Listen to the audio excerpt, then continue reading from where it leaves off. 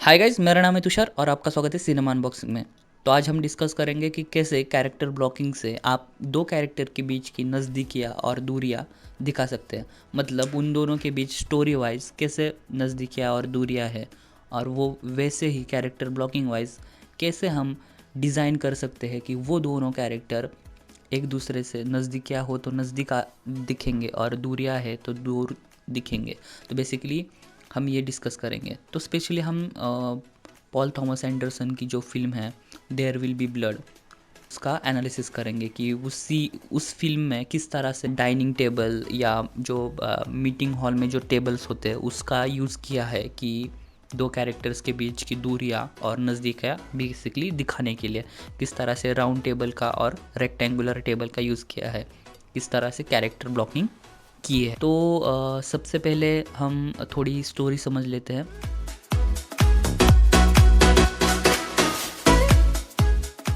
तो डेनियल पेनव्यू नाम का एक ऑयल मैन है जिसकी वेल से ऑयल की जो लोगों की ज़मीन लीज पे लेता है और वहाँ ड्रिलिंग करके वहाँ से ऑयल निकालता है और वो फिर बेचता है। बेसिकली ये उसका बिजनेस है। और उसका एक बेटा है जिसका नाम है EHW प्लेनव्यू। वो दोनों बिजनेस पार्टनर हैं। वो दोनों बिजनेस मीटिंग हर बार एक साथ ही करते हैं। ये उनकी दोनों की स्टोरी है और ये बेसिकली फिल्म की स्टोरी है कि वो ड्रिलिंग करता है, ऑयल निकालता है, लोगों से ज़मीन लीज पे लेता है और पैसे कमाता है। ये बेसिक उसकी स्टोरी है।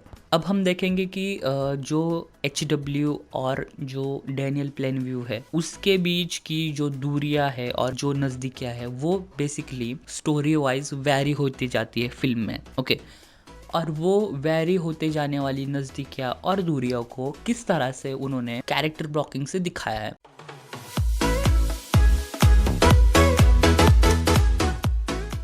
तो सबसे पहले हम देखते हैं कि उनको पहले जब वो दोनों नज़दीक है तो किस तरह की कैरेक्टर ब्लॉकिंग की है। तो जब भी वो दोनों नज़दीक है, जब भी वो दोनों एक साथ है, तो देखो डेनियल प्लेनव्यू और HW प्लेनव्यू वो दोनों बहुत नज़दीक है विजुअली भी, क्योंकि वो दोनों नज़दीक है।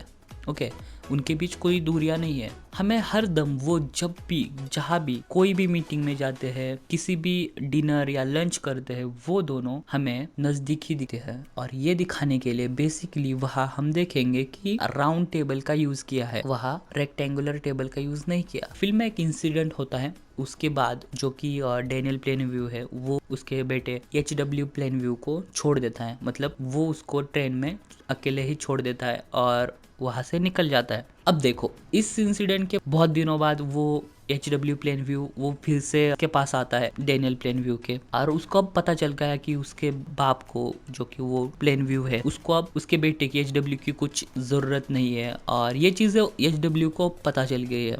अब उनके बीच की जो दूरियां है वो बढ़ने लगी है और फिर वो HW वहाँ से निकल जाता है, फिर वो शादी कर लेता है और फिल्म फिर बहुत आगे जाती है, 21 साल आगे जाती है और हमें दिखता है कि अब HW प्लेनव्यू है वो बहुत बड़ा हो गया है और जो डेनियल प्लेनव्यू है वो भी अब उसकी भी एज हो गई है। उसके खुद के डेनियल प्लेनव्यू के खुद के बिजनेस है अभी भी। अब जो HW प्लेनव्यू है वो बोलता है कि अब मुझे मेरे हक चाहिए, मुझे राइट्स चाहिए, मुझे भी बिजनेस करना है, तो इसकी वजह से मुझे पैसे चाहिए। अब देखो ये उनके बीच की बिजनेस मीटिंग है पहली, और इसके बाद वो दोनों कभी भी मिलने वाले नहीं है। अब उनके बीच में जो दूरी है, तो अब देखो इस सीन में हमें दिखता है कि रेक्टेंगुलर टेबल का यूज़ किया है और वो दोनों टेबल के अपोजिट बैठे हैं, एक दोनों के अपोजिट बैठे हैं। पहले वाले सीन देखेंगे तो वहाँ हमें दिखेगा कि वो दोनों नज़दीक बैठते थे और वहाँ राउंड टेबल का यूज़ किया जाता था, क्योंकि दोनों कैरेक्टर को एक दूसरे के नज़दीक दिखाना है। अब देख वो दोनों कैरेक्टर अब वैसे भी दूर है, तो टेबल का यूज़ देखो, रेक्टेंगुलर टेबल का यूज़ किया है क्योंकि वो दोनों कैरेक्टर अब एक दूसरे से दूर है। अब देखते हैं कि जो पॉल है और डेनियल प्लेनव्यू है उनके बीच का जो रिलेशन है बेसिकली वो किस तरह से कैरेक्टर ब्लॉकिंग से बिल्ड किया।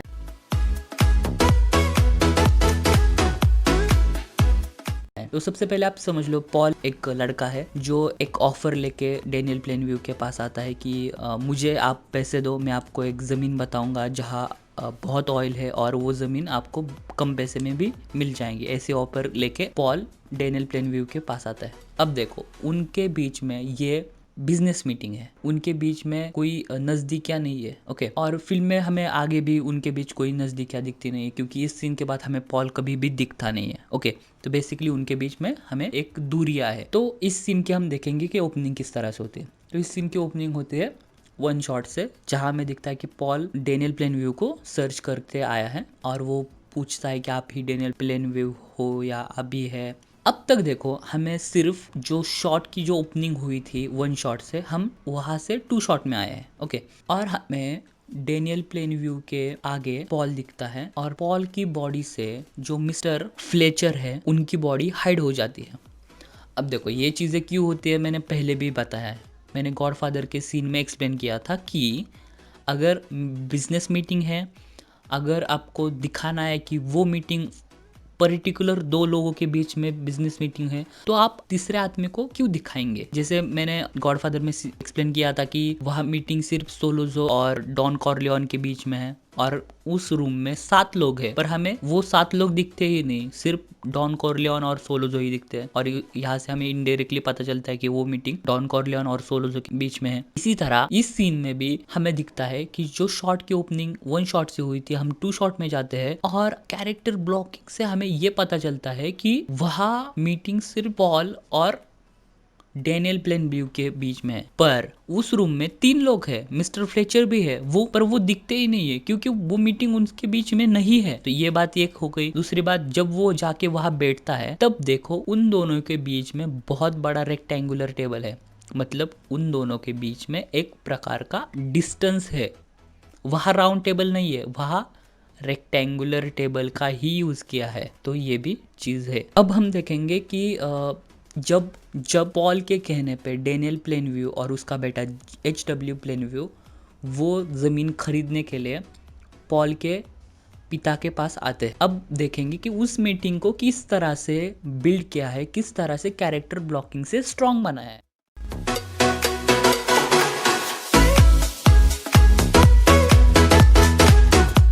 तो सबसे पहले हम देखेंगे कि वो मीटिंग में कौन कौन है। तो सबसे पहले आप देखो कि उस मीटिंग में HW प्लेनव्यू है, फिर डेनियल प्लेनव्यू है, फिर इलाई है। इलाई मतलब पॉल का सगा भाई। ओके, और पॉल का पिता। ये 4 लोग हैं। अब देखो जो इलाई और उसके पिता है, ओके, वो दोनों टेबल के अपोजिट साइड में दिखते हैं, वो एक दूसरे के अपोजिट है और उनके बीच बहुत बड़ा टेबल है। और यहाँ से ही हमें इनडायरेक्टली पता चलता है कि उनके बीच कुछ ना कुछ डिस्टेंस है, उन दोनों के बीच कुछ ना कुछ दूरियां है, उन दोनों के जो दोनों की जो थॉट प्रोसेस है वो एक दूसरे से मिलती नहीं है। और सेम टाइम पे हमें ये भी पता चलता है कि जो उसके पिता है उसका उस बिजनेस मीटिंग में कुछ रोल नहीं है, क्योंकि उसके पिता का फेस ही नहीं दिखता हमें दिखते हैं सिर्फ ये तीनों, HW प्लेनव्यू, डेनियल प्लेनव्यू और इलाई। और जो उसका पिता है वो हमें दिखता ही नहीं है क्योंकि उसका इम्पोर्टेंस ही नहीं है उस मीटिंग में। तो ये एक चीज हो गई। अब हमने देखा कि जो कैरेक्टर ब्लॉकिंग है इलाई और उसके फादर के बीच, जो उनके दोनों का रिलेशन है वो हमें विजुअली दिखता है कि वो दूर है एक दोनों से। ओके, और अब इसी सीन में देखो कि HW प्लेनव्यू और उसके पिता डेनियल प्लेनव्यू की कैरेक्टर ब्लॉकिंग देखो, वो दोनों एक दूसरे के नज़दीक है क्योंकि वो जो बिजनेस मीटिंग हो रही है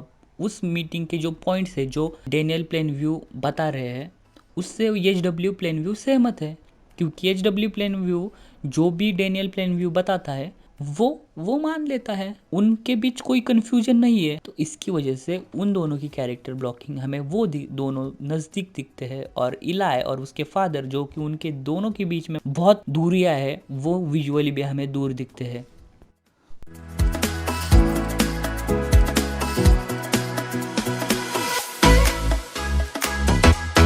ओके, अब हम देखते हैं कि एक सीन है जहाँ डेनियल प्लेनव्यू के पास एक आदमी आता है और वो कहता है कि मैं आपका भाई हूँ, मैं आपका सौतेला भाई हूँ, अब देखो इस पॉइंट तक डेनियल प्लेनव्यू को भी नहीं पता कि वो उसका भाई है, या उसे ये भी नहीं पता कि उसे भाई भी है। अब देखो उन दोनों के बीच में वैसे भी दूरियां है, क्योंकि अब तक उन्होंने एक दूसरे को देखा भी नहीं था। ओके, और अब देखा है तभी भी उनके बीच में दूरियां है, क्योंकि अब तक डेनियल प्लेनव्यू को विश्वास ही नहीं हुआ कि उसे भाई है। और इसी चीज को दिखाने के लिए, यही दूरियां दिखाने के लिए स्पेशली कैरेक्टर ब्लॉकिंग। देखो कैरेक्टर सीन की ओपनिंग होती है जहाँ हमें दिखता है कि डेनियल प्लेनव्यू के घर के बाहर उसका भाई कहने वाला जो इंसान है हेनरी, वो खड़ा है, और हमें डेनियल प्लेनव्यू के व्यू से, उसके ओवर द शोल्डर, उसके पर्सपेक्टिव से शॉट की ओपनिंग होती है, और हमें दिखता है वो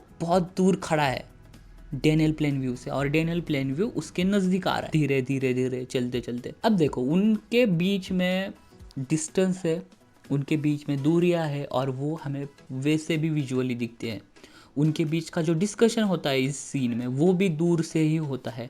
अब देखो इस सीन में देखो जहाँ वो रुकता है और बातें करने लगता है, अभी भी उनके बीच में दूरियां है। जब वो दोनों नजदीक आते हैं, जब डेनियल प्लेनव्यू हेनरी के नजदीक आता है, तब भी हमें उनके बीच में दूरियां नजर आती है। दोनों भी फ्रेम के एक एक पॉइंट पे रहते हैं, मतलब दोनों भी फ्रेम के एंडिंग पॉइंट्स पे है, एक लेफ्ट साइड पे और एक राइट साइड पे। तो वैसे भी हमें उन दोनों के बीच की दूरियां दिखती है, वो दोनों क्लोज नहीं है। और आप जब स्टोरी देखेंगे तो आपको स्टोरी वाइज भी पता चलेगा कि उन दोनों के बीच में कभी भी नजदीकियां नहीं थी, वो दूर ही थे। और एक मैं जाते जाते एक्सप्लेन करना चाहूँगा कि लाइट और शैडो का यूज़ किस तरह से आप कर सकते हो, मतलब इफेक्टिवली।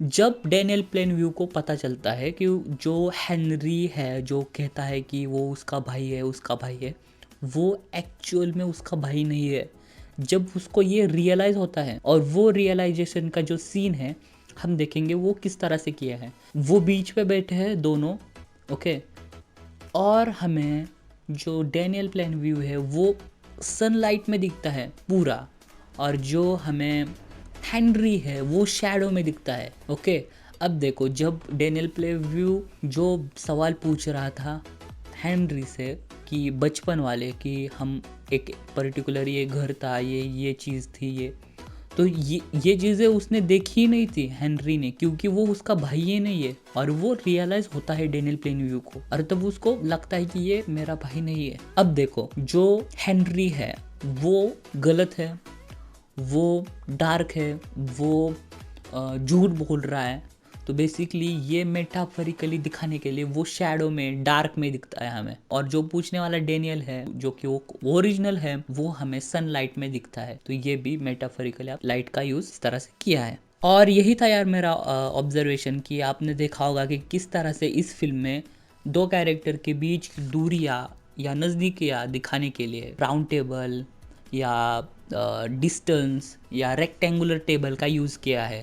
तो यार यही आप भी जब भी आप फिल्म बनाओगे तो आप ये चीज़ें ध्यान में रख सकते हो कि कैरेक्टर ब्लॉकिंग या कैरेक्टर मूवमेंट से सीन को बिल्ड कर सकते हो, किस तरह से सीन को और स्ट्रॉन्ग बना सकते हो, किस तरह से आप मेटाफरिकल रिप्रेजेंटेशन कर सकते हो उस सीन का, उस कैरेक्टर्स का स्पेशली, कि वो एक दूसरे के बारे में क्या सोचते हैं। वो डायलॉग से तो होगा ही, पर विजुअली भी कैरेक्टर मूवमेंट से और ब्लॉकिंग से किस तरह से कर सकते हो, ये हम इससे सीख सकते हैं। बाकी यार मेरा ऑब्जर्वेशन यही था। आपको मेरे वीडियो अच्छे लगते होंगे तो आप प्लीज़ यार कमेंट किया करो, मुझे समझने दो, मतलब मैं जो बोल रहा हूँ वो आपको समझ में आ रहा है, या आप मेरे वीडियो देख के कुछ नया सीख रहे हो, तो प्लीज़ मुझे कमेंट में मेंशन कर सकते हो, क्योंकि इसकी वजह से और मज़ा आता है करने के लिए। तो वो कमेंट सेक्शन में आप मेंशन कर दीजिए। बाकी ऐसे वीडियो आप देखने के लिए मेरा चैनल सब्सक्राइब कर सकते हो। बाकी आज के लिए इतना ही, बाय।